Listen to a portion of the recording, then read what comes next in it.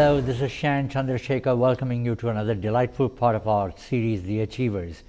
We featured some of the outstanding, remarkable people from around the world. We are very honored and absolutely privileged to have an extraordinarily important person who has made a great contribution to the development of the South Asian community and the understanding of this community in this country. A gentleman who is one of the founders of the Center for South Asian Studies for University of Toronto, and also one of the founders of the Multicultural History Society of Ontario here, none other than Dr. Milton Israel. What an honor, Professor Israel, to see you again. I'm delighted to be here. Milton, I've had the honor of having you in the studio more than once in the past few decades. Your contribution to education in the field of history, of course, at the University of Toronto, because that's where you started as the professor of history, and then you became the assistant dean, and then you were vice-provost in the university, which you can explain what that really means. And then, of course, your extraordinary contribution when you founded the Center for South Asian Studies, the first of its kind in this country at the University of Toronto. Tell me about the post vice-provost of a university. What does that mean? Well, the university has a variety of levels of administration, and the provost is the senior academic officer of the university.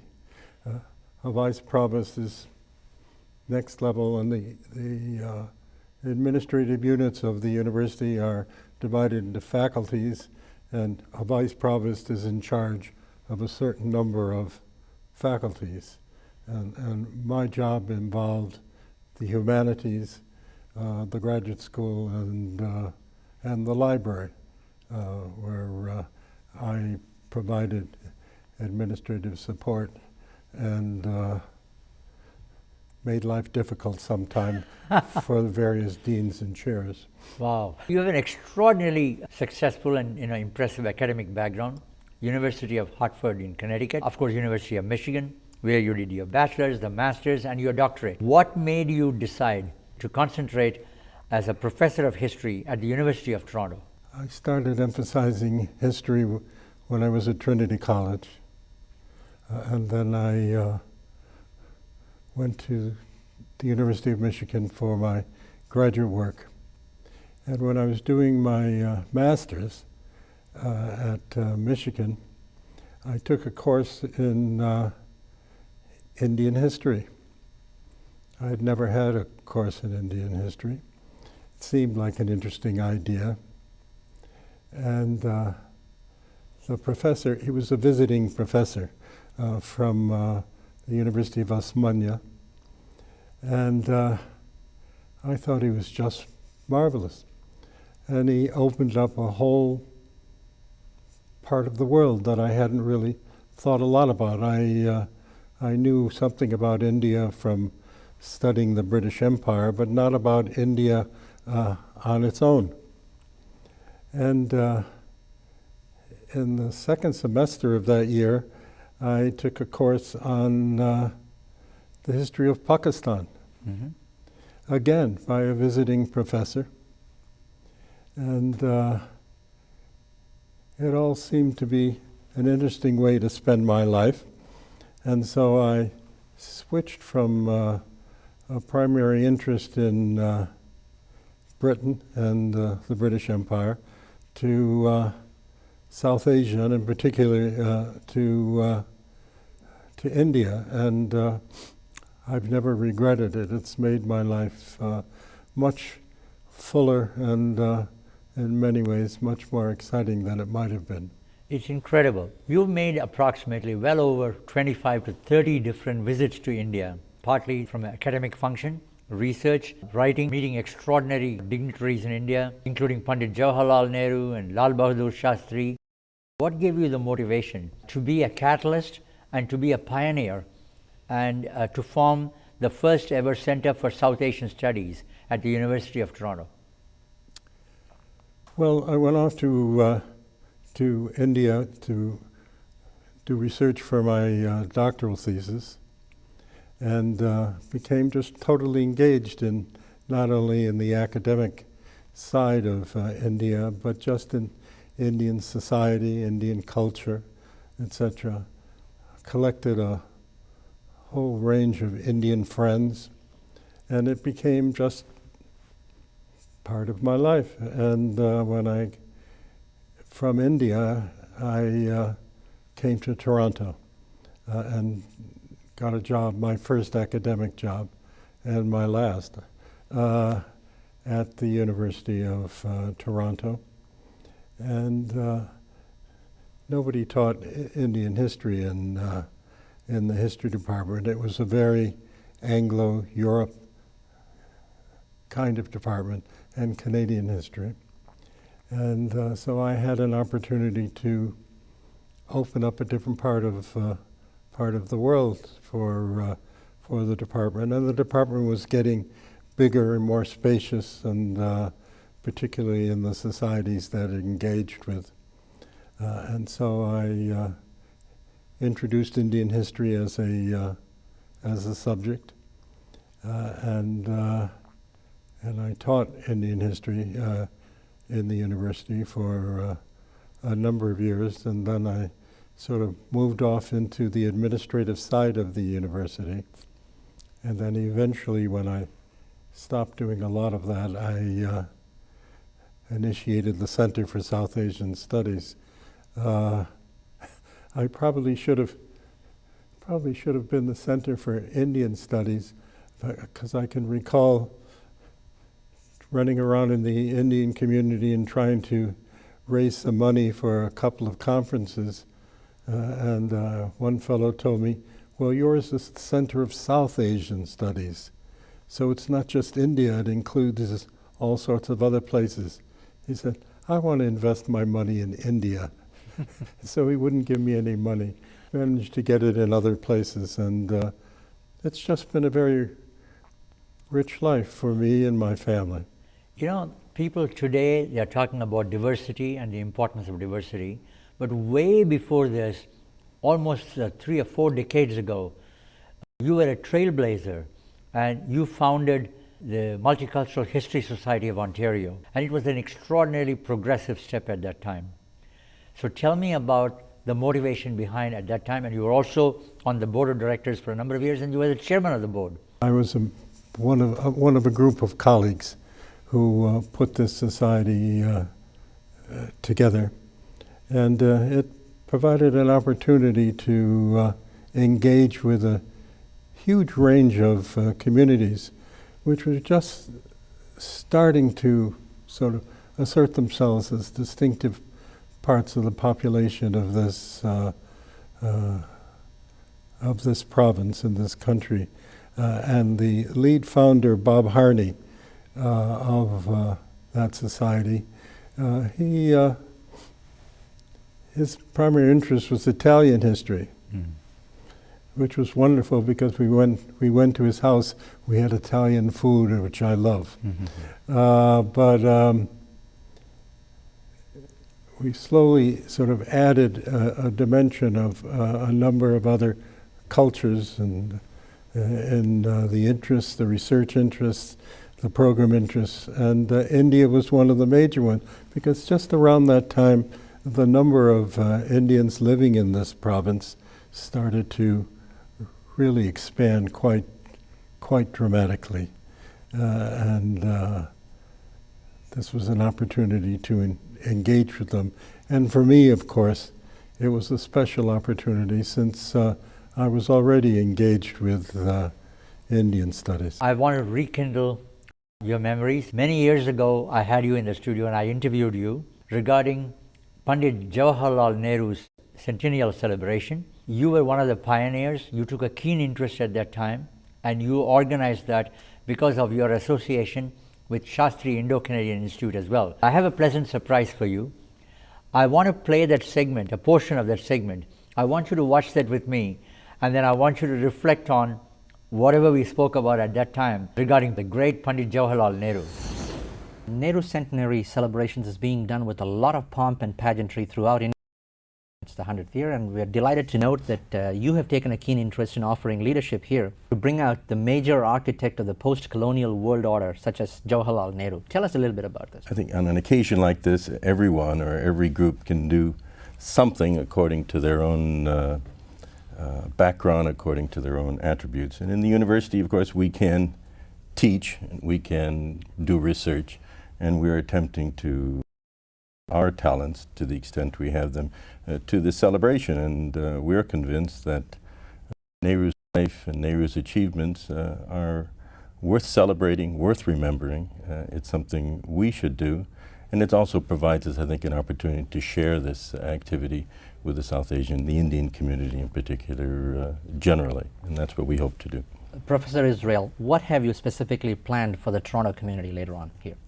Well, we've brought together a group of scholars from 5 countries, about 16 scholars, who are, virtually all of them have made major contributions to the international literature dealing with India in sociology and history. From India, we're bringing Sarvapalli Gopal, who's premier biographer, and Ravinda Kumar, who is also a distinguished historian, but currently the director of the Nehru Museum and Library. We're bringing scholars from the UK, from Russia, the United States, and of course scholars from this country, in order to come and sit together for 3 days and present scholarly papers and talk about this man and talk about his contributions, and in particular talk about Nehru, as you suggested, as an architect of the world we're living in. And we think it's important to do it, and we think it's an important opportunity for a lot of people to share in it. You know something, this would bring you very pleasant memories, I'm sure. And Milton, if you remember at that time, I had asked you a question, if I can recall, as to how relevant is Pandit Jawaharlal Nehru's philosophy in the context of the first and the third world. And you gave a remarkable answer. I want you to listen to that. Pandit Jawaharlal Nehru was the first prime minister of such a large democracy. His message, how relevant is it in today's terms, in the 20th century for instance, in terms of relationship between first and third world countries? Well, in a way, I think Nehru was one of the inventors of the relationship. India was the first nation that achieved independence from one of these large European 19th century empires. And we're going to look at Nehru in all of the capacities that he occupied for this extraordinary career. Nehru was a nationalist leader. Nehru as an architect of a new nation, as a nation builder. And Nehru was an architect of India's foreign policy, and in that sense as a developer of the new kinds of relationships that the so-called third world would have with this first world. He was working in virgin territory, so his actions were extraordinarily creative, and they set a model. So what he did and the kind of legacy he's left behind has been a pattern that we've all followed in one way or another. In a sense, Nehru, by his life and by his actions, announced to the so-called first world, you're not alone anymore. That you have a partner with whom you must work in order to make decisions. And that's the world we live in today. I'm sure that will bring you very pleasant memories. Well, it does. You were one of the pioneers with respect to the Shastri Indo-Canadian Institute, and in fact you were the resident chair in India as well. So tell us about this particular Shastri Indo-Canadian Institute and your involvement there. Well, the Institute was put together by a variety of Indian studies scholars, both in this country and in India. It was always a joint activity between scholars there and scholars here, and also the government of Canada and the government of India, who supported it financially and continued to support the Institute. And the members were engaged in teaching and research Indian studies, Indian history, but also the culture of India, the economic side of India, a whole range of programs.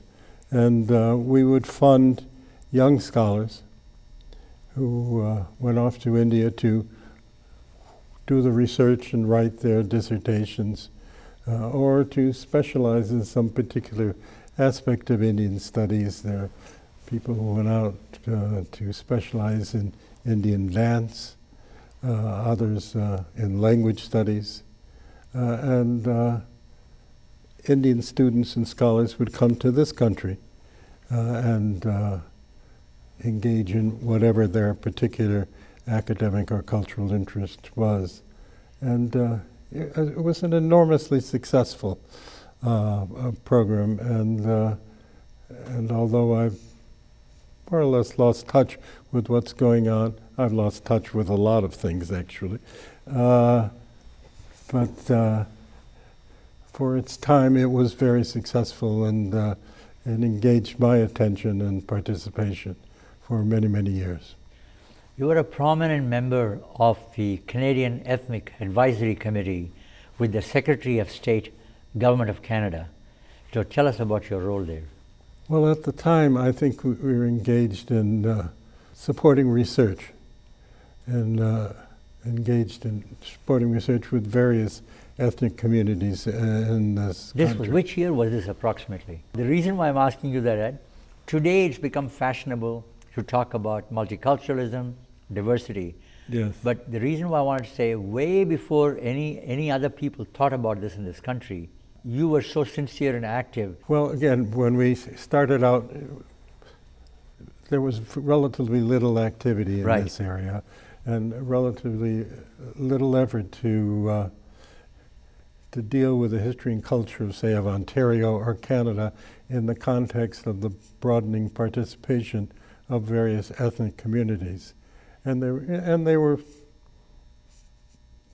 the communities that were here, they were thought of as ethnic as rather than just other Canadian communities. It wasn't a primary interest of most people, but it slowly became an interest of government, no doubt because they realized that there's a lot of people here who had votes, and it was a good idea to cater to their cultural and identity interests. For me, it was easy since I was already engaged in the history and culture of India, so sharing the wealth with a variety of other people was a natural thing for me. You were on the board of directors of the Ontario Alliance of Universities. Yeah. What did that entail? Oh, well, that's the title is much more exciting than the reality. And it was just a collection of university administrators who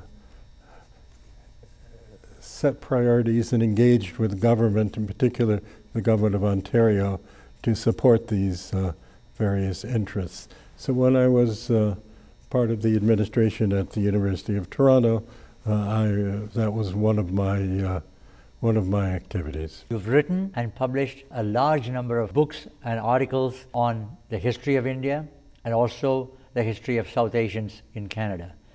Tell us a bit about that. Well, you know, what academics do is they do research and they write.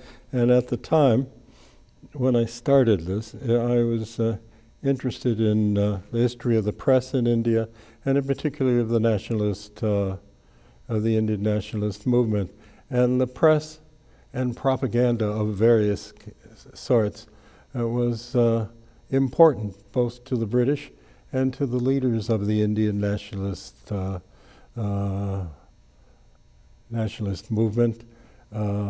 Many of them started their own newspapers, their own journals. Jawaharlal Nehru's father started his own newspaper and propagandized for the nationalist movement. And it's a particularly fascinating subject because depending on what province, what state in India you're talking about, the perspective on the Indian nation changes. India was a collection of nationalities in many ways. To some extent it still is, because culture and language are different depending on what part of the country you venture into. And so I found it an interesting subject and an interesting perspective on how the nationalist movement was developed, how the idea of the Indian nation was developed, and the neighbors in particular played a major role in that, in identifying India as one place, one nation, and to some extent one culture. All that sort of oversimplified what India was at the time, and to some extent still is. But Nehru's success was being able to help create an idea of a single India and an Indian people. Was enormously creative, and in many ways he was very successful. Canada's policy with respect to immigration and refugees is considered to be quite compassionate as compared to some of the other affluent nations in the world. What are your comments about that? Canada is both generous and self-interested. Generous, that people who are in need should come here and find a home. Self-interested because this country needs immigrants. We don't have enough, it's a big country with not enough people. And it needs more and more people, it still does. And so we're making an effort to attract them to come here. And as I say, people can come on various terms, but it's a country that is open to people from any culture, any society, to come and live here, work here, both come as an immigrant, or if they're in distress for one reason or another at home, to come as a refugee. Milton, you had raving reviews for your successful book that you wrote and published, In the Further Soil, which traced the social history of Indo-Canadians here in Ontario and across Canada. Tell us about that. Well, the title, it's a phrase from one of Tagore's writings, talking about being in another part of the world and being able to assert oneself as an Indian in Canada or as or whatever. And this is a book about Indian immigrants, particularly in Ontario at the time when the number of Indians living in Ontario started to expand exponentially, and it turned out to be an interesting project for me since I knew a lot of Indians. I had no problem getting interviews with people since many of them were my friends, and getting their perspective on how Indians settled in, how they developed their own businesses, how they dealt with the cultural challenges of living in a society like Ontario, how they coped with their children who went to local schools and developed habits and perspectives that weren't always in sync with their parents. It was challenging for the parents. I'm not sure it was that challenging for the kids. They just asserted themselves. But for the parents who brought a culture with them, seeing that culture expand, become more complex, not being absorbed into Ontario culture, but becoming a part of it in a way where it requires compromises and accommodations, very hard on a lot of people. You wrote Safe Haven, which was a publication on the plight of the refugees in the early stages in Canada, jointly worked with the Royal Ontario Museum on that. So please tell us about that project. A program at the museum that dealt with the whole idea of immigration and refugees and the way the struggles they have, the accommodations they have to make, and the accommodations that society here made and has to make in order to allow people to not necessarily just move here on their own terms. Nobody can do that. But move here on terms that allowed them to bring with them. And the baggage was not stuff you put in a suitcase, but they brought their culture. Wow. They brought their language. They brought their perspective on the world. And that had to find a home here too, which I think it has. This province and this country is, the term multicultural is hard to define, but this province and this country is very much a mix of cultures that has enriched the place, made it a much more interesting place. It was much easier after you got a lot of migration here to get a good meal in a restaurant. That was certainly the case. And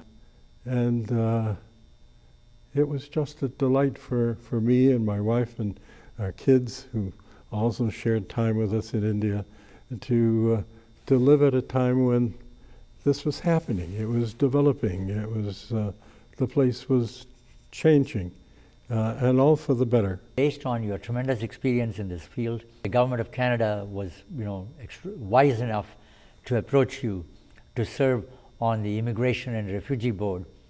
One of the most deserving candidates, obviously, to do justice to that. So tell me a bit about your experience there. Well, when I retired from the University of Toronto, at the time when you were 65, they threw you out. And I wasn't really ready to stop working. So I did some part-time teaching and whatever for a while. And then I joined the Immigration and Refugee Board. And I've been doing that work for almost 20 years now. I still am working at the board. And an interesting challenge, I think reasonably important work. And it's engaged with all sorts of people who want to come here, either as refugees or as immigrants. Particularly the refugee side can be complex. There are so many people in the world that have to leave their homes and come somewhere else because of their lives are in danger for one reason or another. And many of these have come here and applied for refugee status. There are also, as in any kind of situation, lots of people, not lots, but some people who come and really are immigrants and not refugees. Their lives would be improved if they were here, but their lives are not necessarily in danger if they're not. So the burden for a member of the Immigration Board is to have a hearing, sit in the hearing, and then make a judgment about whether the person is a refugee and should be admitted, or whether his or her life is not really in danger, or they could move to another part of their own country. It's a challenging decision. The challenge, I'm attracted to the challenge. I think it's put what's left of my mind in order to deal with these problems.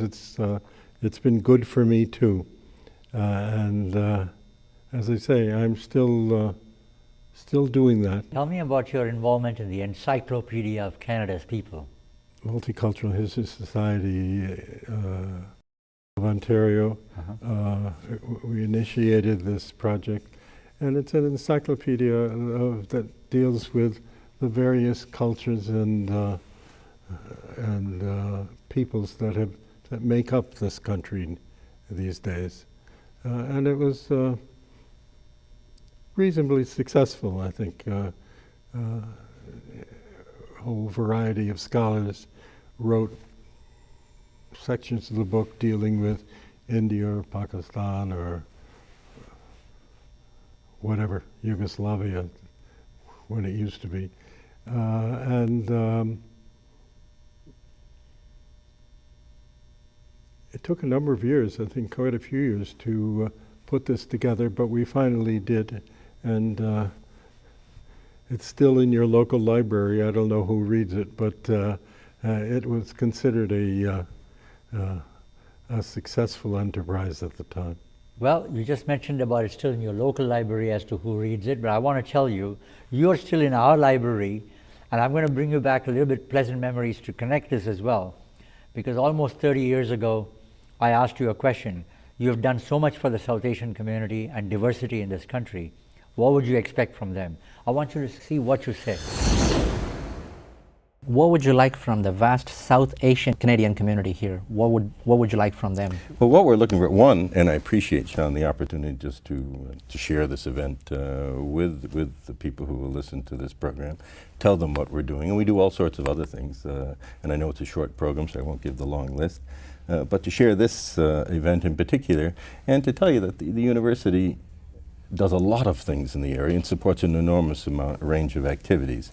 But if we want to go beyond the kind of regular teaching research program in the university, we've got to go outside to get support. These days, the university is one of the losers in the scramble for funds, largely government funding, and of course, government raises taxes, but they don't seem to spread into the university as effectively as we'd like them. So if we want to do an event like this, which is a large international conference, it's very expensive, we have to ask for funds. And we've done this. The conference will probably cost about $45,000 or $50,000. And we've gone to a variety of funding agencies in government and private, to a variety of individuals like Shashi, and we've gotten some considerable support. But we're still short, and we need about $20,000 in order to do this conference and do it reasonably well. The commitments are made, so we really need it, or I'm going to start getting alarmed after a while. It's really impressive as to what you said at that time, but now the community has tremendously, the South Asian community has tremendously advanced. The disposable income in the community is much higher now. Most of the Chinese, the South Asian and other communities are economically quite well off in this country. Mm-hmm. And they've now contributed back to the community in terms of Canadian charities, the United Way, hospitals. You know, they're very actively involved in a lot of fundraising activities for the Canadian Cancer Society, Muscular Dystrophy, Heart and Stroke Foundation, all, Canadian Diabetic Association, all worthwhile causes. So when you mentioned that at that time, for instance, government funding was somewhat limited, but the governments now are doing much more funding. Have you seen that development in terms of a greater funding being available from federal, municipal, and provincial governments? Well, to tell you the truth, I haven't paid any attention to this for at least 20 years. Mm-hmm. But I know the South Asian communities, the various communities, have become reasonably successful, and in some cases very successful. So if I were an administrator at U of T right now, I would be very optimistic of going out with my cup in my hand and say, kick in and support this particular program, and it would be easier than it was so many years ago.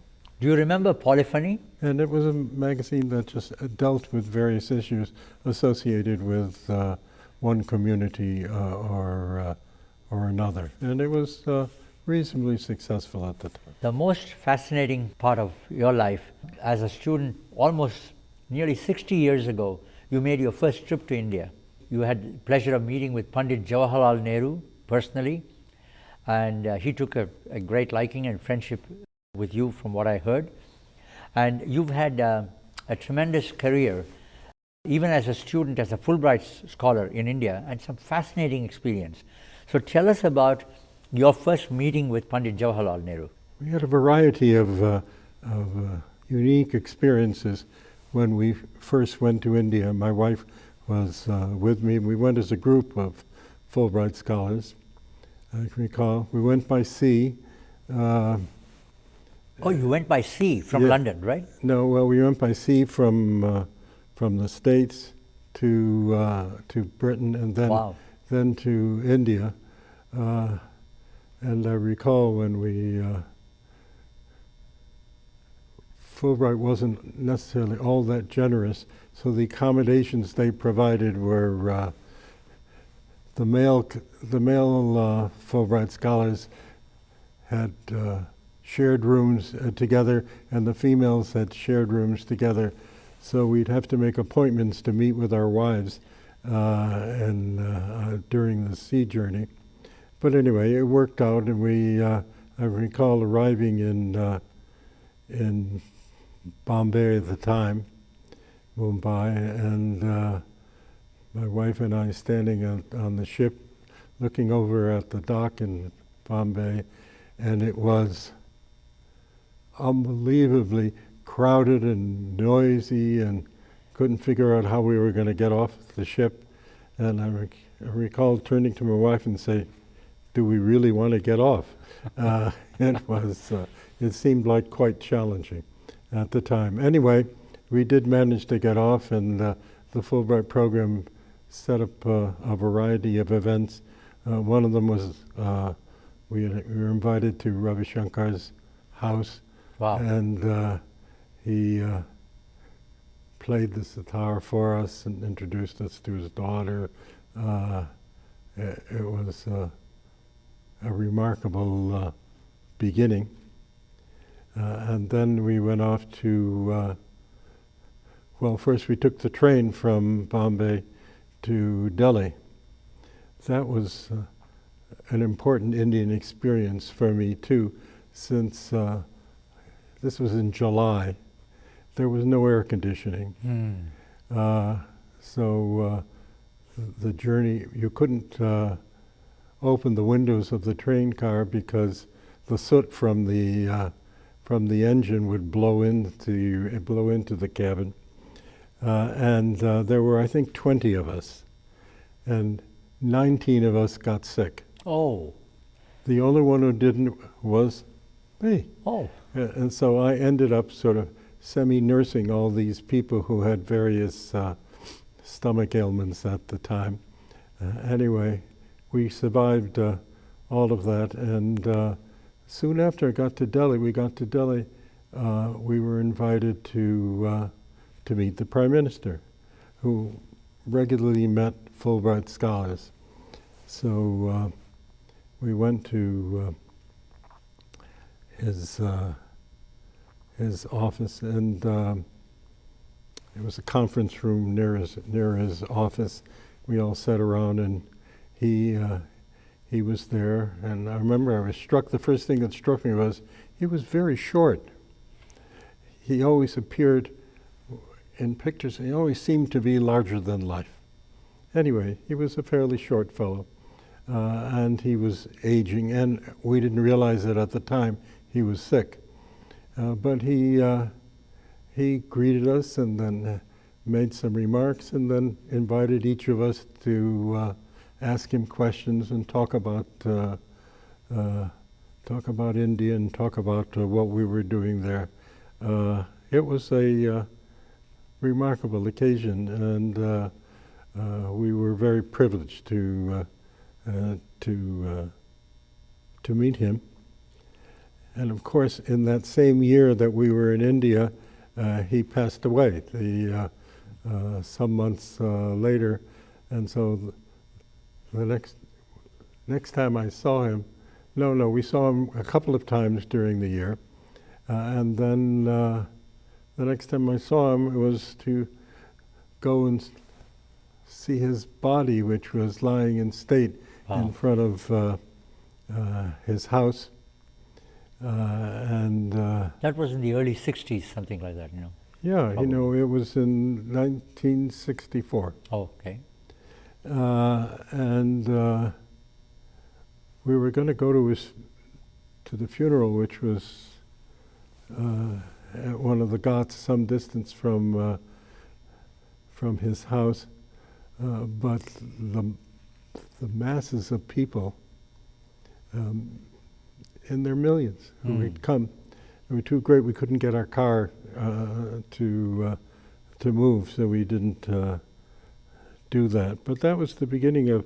I had, the privilege of meeting a number of political leaders in India, in large measure because I was associated with the Shastri Institute, which was, as I say, both an Indian enterprise and a Canadian enterprise. And so I used to bring students to meet the Prime Minister, Mrs. Gandhi and others, and they were always, the neighbors in particular, were always generous with foreigners, people who came from outside. And so that sort of added to my, what was very much a privileged time that I spent in India with my wife and eventually with my kids who came with us, went to school in New Delhi as well. And it got to the point that sort of the fourth or fifth time we were in India, we would, it was like going home. We would get off the plane and get an apartment and then call people and have a party with our Indian friends. It was we were very much at home. When a parent is extraordinarily brilliant and very successful in their career, especially in the academic career, does that put really a lot of pressure on the children? For instance, when Andrew and Lauren were young, was there a lot of pressure on them because of your extraordinary high profile and your success? No. No, they were ordinary kids who paid attention to what their own priorities were. They knew what our priorities were for them, and happily they meshed to some extent. Frankly, I never thought of myself as enormously successful or whatever. I've always thought of myself as having a happy career, a satisfying career. You also had an interaction with the former Prime Minister Lal Bahadur Shastri. Yes, I met him as I met a number of prime ministers, again, because of my association with the Shastri Institute. And did you meet Mrs. Gandhi as well later on?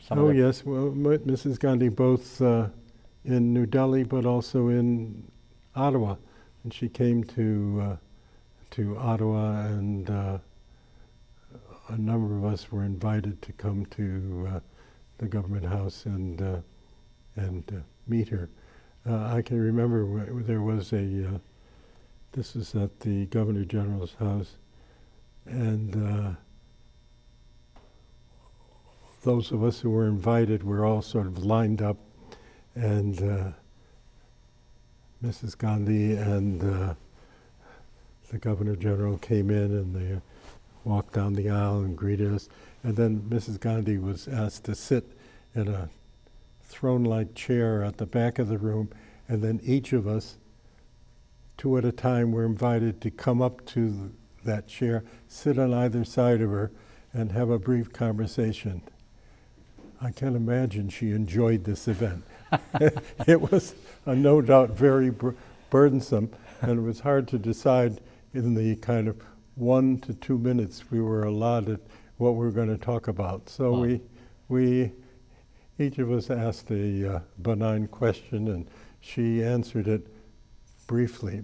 Mrs. Gandhi was a person who didn't waste time if she wasn't having a good time. It was a very stiff kind of experience. But another experience I had with her, I had brought some students to her house in New Delhi, and the first thing she asked when I was there was to introduce me to these students. Well, I didn't know the names of any of them. They had just arrived in Delhi, so they introduced themselves, and then there was a brief discussion, And one of her assistants kept on coming in and said, you know, Prime Minister, you've got this to do and that, and she would shoo them away. And then at the end of it, I thanked her for her time, and she said, "Oh, don't you want a picture?" So we all went into the garden where she had someone take our picture with her. I still have that picture; it's in my study, and then allowed us to go. So it depended on what her mood was, I think. You know, I heard about a very interesting incident of your interaction with the royalty in India. One of the Maharajas or Maharanis that you had met, I heard that you had an apartment, very modest furnishings that you had in your apartment, and apparently you had met her and she had sent you some massive amount of furniture, very posh furniture that you couldn't even find place to put in. Tell me about that incident. And also I heard about the incident about the books when you went to visit her. Apparently she had a 100-room mansion, I believe. Yeah. So tell us about it. Well, this was the Maharani of Jahangirabad. Her husband was a talukdar, a large landowner in UP. And I think it's the British who gave them the title of Maharaja and Maharani. Anyway, when we moved to Delhi, this was the first time we were in Delhi. We had this relatively small flat in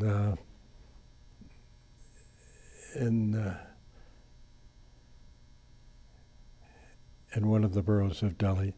And on the second floor, there were these two boys were living.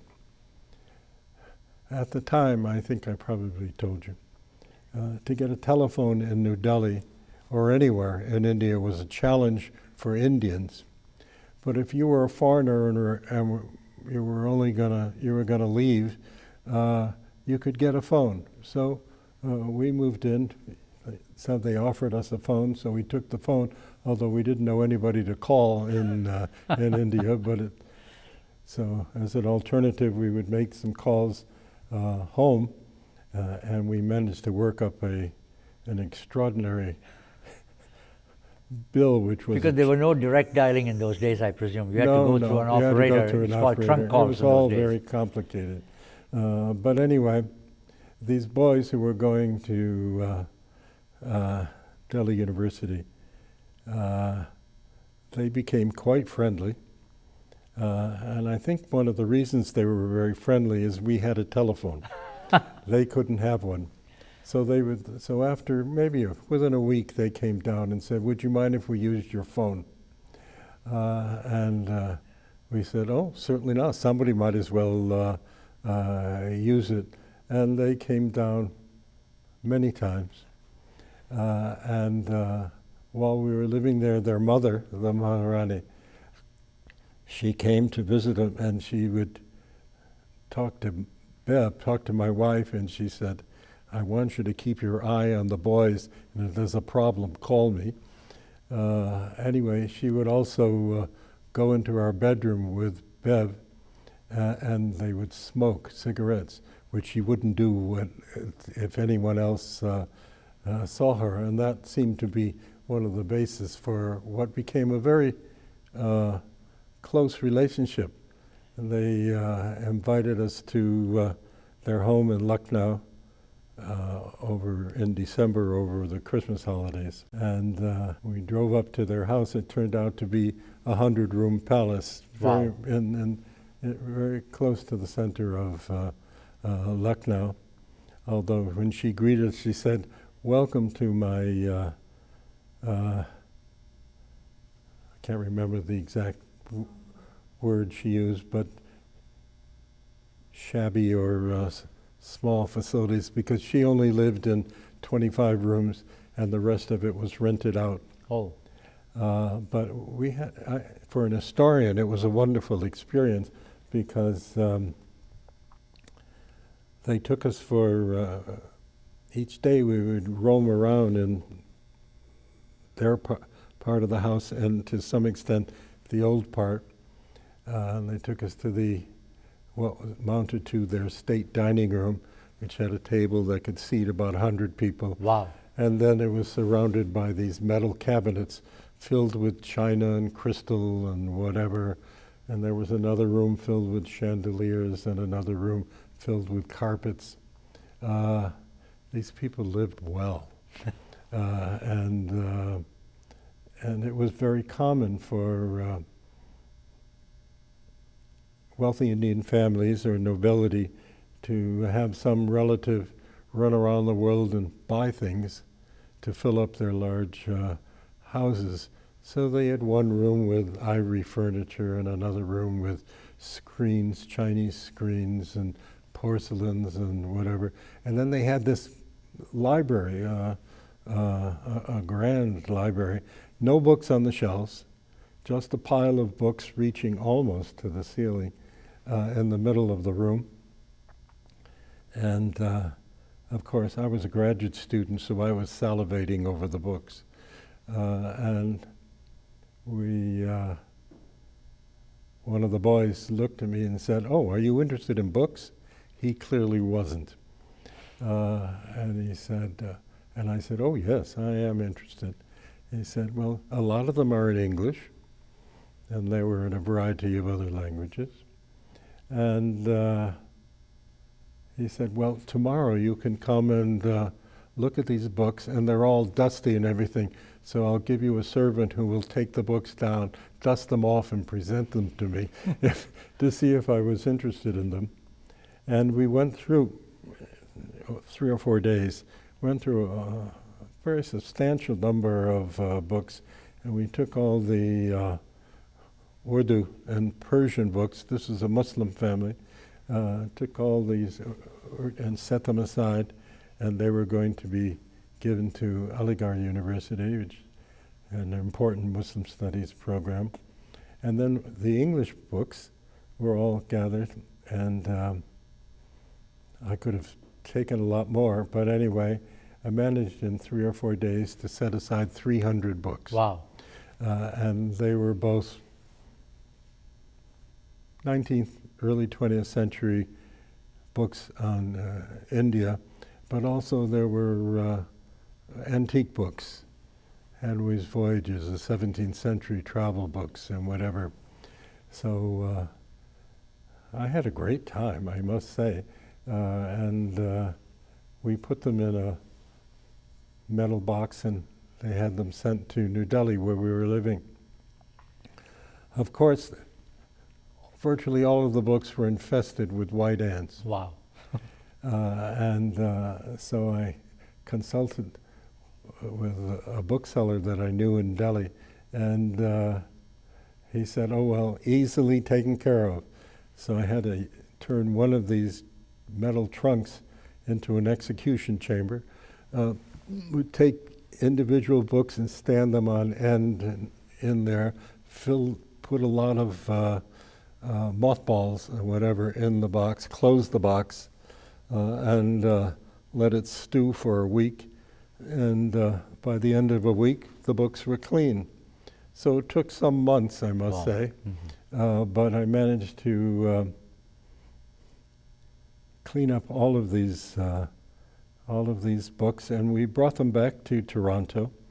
And in fact, particularly the antique books, about, I don't know, 10 years ago, I gave them to the Rare Book Library at U of T. Wonderful. Which they are there. And in fact, one of the wonderful things for a graduate student in Delhi at the time was that books were so cheap.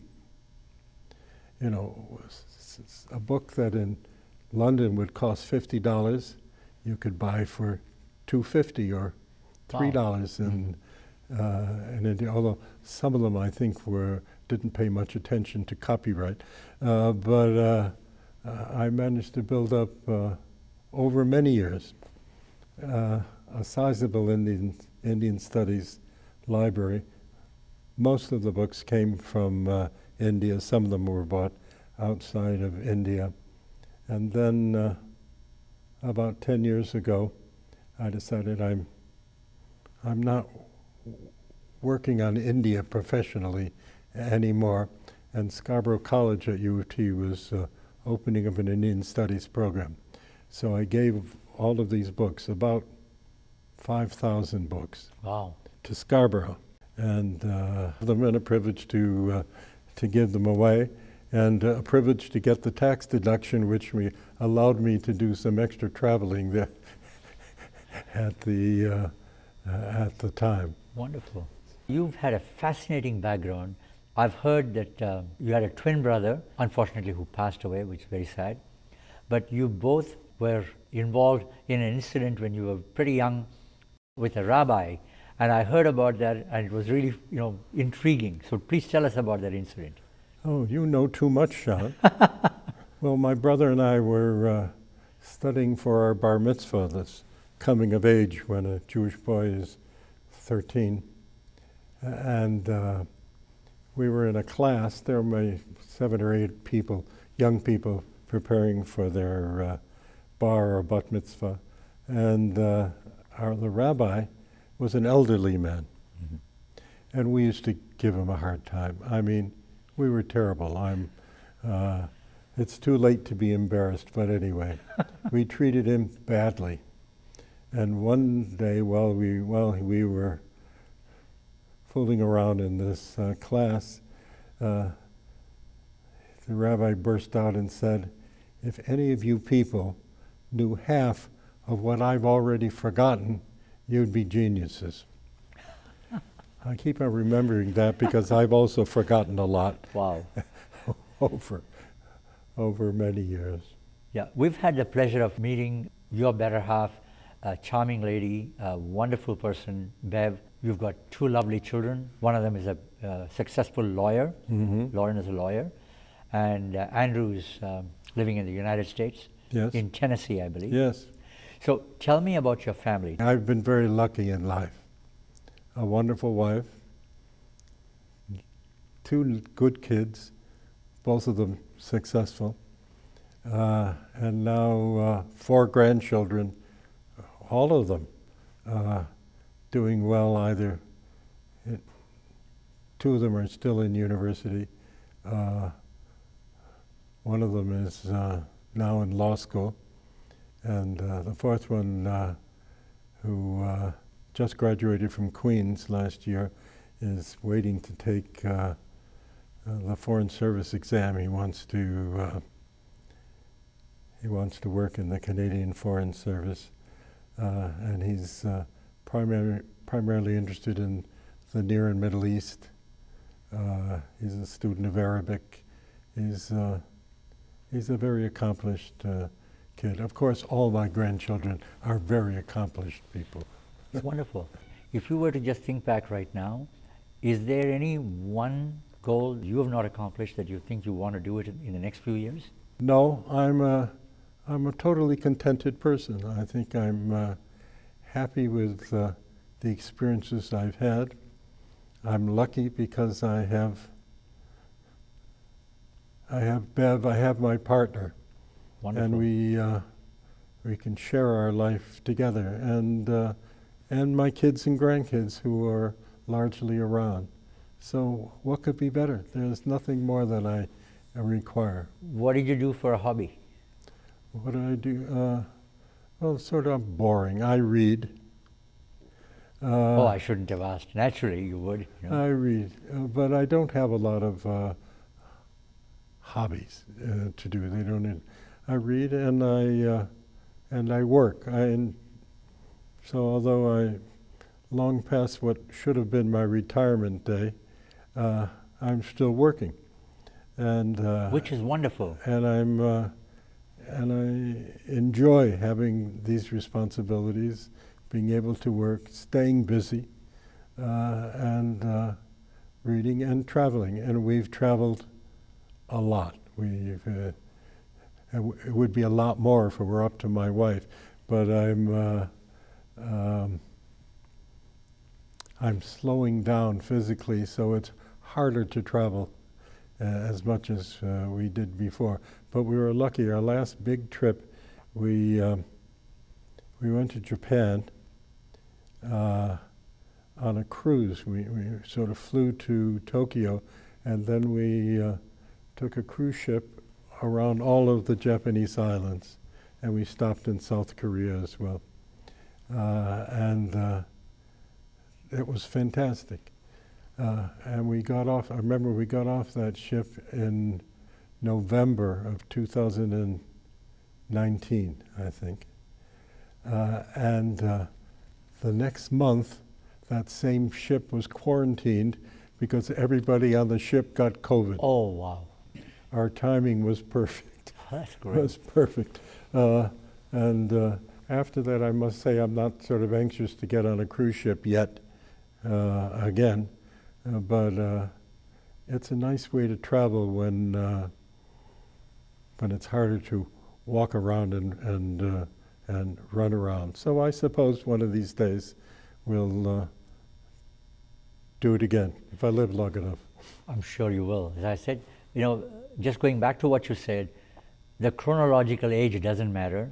If you love what you do, if you like what you do, work becomes worship. So you've been a great role model. What would you advise young people? Because you said your father paid great attention to education, which is what made you what you are today.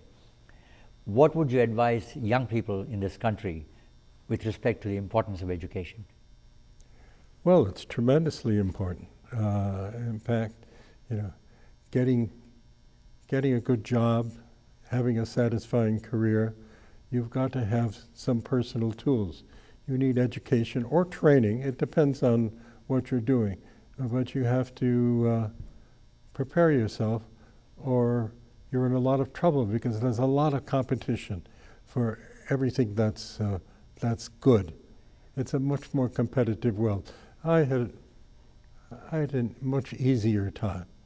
When I was picking a university, there were all sorts of places. Now it's harder to get into good universities. So the challenges are great, and you just got to hope that when you're raising your kids and advising your grandchildren and something, that you're just giving them the tools to make their own decisions. And my kids and grandkids are very independent people, I'll tell you. But they have to be able to make their own decisions in an informed way, and you just have to give them the tools, or at least set them in the direction of picking up those tools so they can have what they want, whatever it is. It's a privilege to have you in our studio. It's many years ago we had you in our studio, in our other studio, but I'm glad you are coming for the first time to our new studio, the Digital Broadcast Center, and our state-of-the-art facility here in Markham that we have built. Well, I think it's enormously impressive. I mean, this place is impressive. Your achievements over many years are extraordinary. I should be interviewing you in regard to your achievements, because they're so significant and important, and particularly important to this Indian community and the South Asians in general, but this society as a whole. It's a wonderful building, and what you accomplished is quite extraordinary. I just wasn't aware of it. I've lost touch. Well, I think we haven't met for almost 20 years. So you've your life has been full of accomplishment in these 20 years, and it's a privilege for me to be with you. Well, it's such an honor again. We look forward to having you back soon, very, very soon again, and keep up the incredible work that you're doing. And I think, you know, you're a true pride. You're one of the greatest Canadians in this country. Such an honor to see you.